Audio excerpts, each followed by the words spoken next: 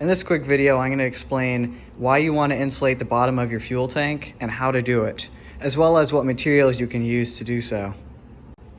In simple terms, the reason why you want to insulate the bottom of your fuel tank is because you want your fuel to enter the engine at a much lower temperature than it would be after your engine has run for a long time. You also want the air that enters your engine to be colder. This reasoning can be best explained by looking at my car. As you can see, the air enters from over here, but the hotter air is around the engine itself. This allows the colder air to enter the engine. After talking to quite a few people online, I found one person who mentioned that after a long ride, their fuel would start to bubble, and it would continue to do so for about 20 to 30 minutes after the engine was shut off, just because the temperature had gotten that hot. On some motorcycles, you can actually find a cooling fan underneath the gas tank. For the Katana, California models actually have this.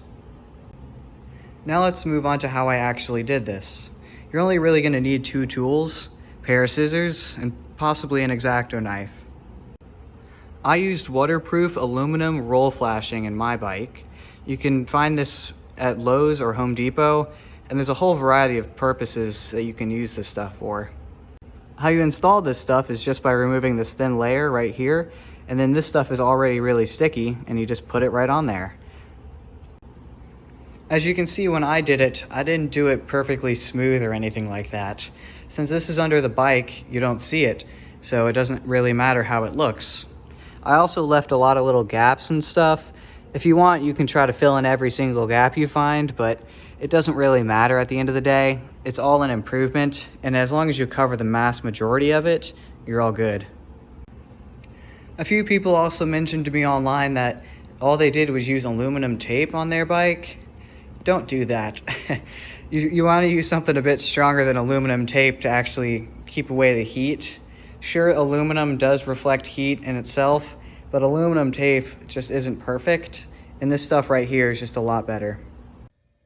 The last little thing I'd like to leave you guys with is inside of your gas tank. After a while, you might accumulate some rust inside of there, or maybe even a hole inside of there because of extreme amounts of rust. You don't have to replace your gas tank, however. POR-15, or POR-15, is a great company that makes a ton of chemicals that are great for working on your bike. When working on your gas tank, they make a set of multiple chemicals that you can use for cleaning, degreasing, removing rust, and then recoating the inside of your gas tank. I highly recommend their products as I've used them before, and they've just been wonderful.